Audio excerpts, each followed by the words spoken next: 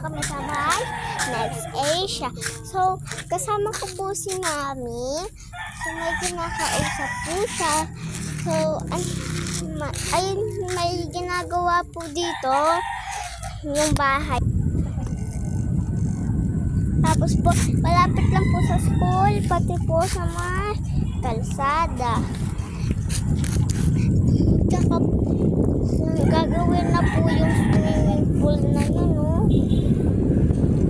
Hindi ko nga po alam kung saan yung gagawin. Basta po gagawin daw po yun.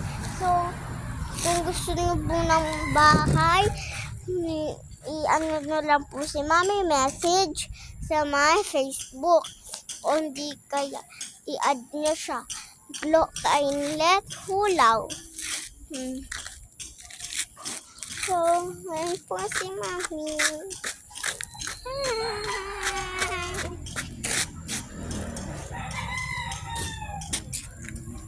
Ayan, katabi lang ng kalsada. Napakita ko na. Ano, pakita mo na? Anak, pakita mo may swimming pool. Okay. Bye-bye na. Bye.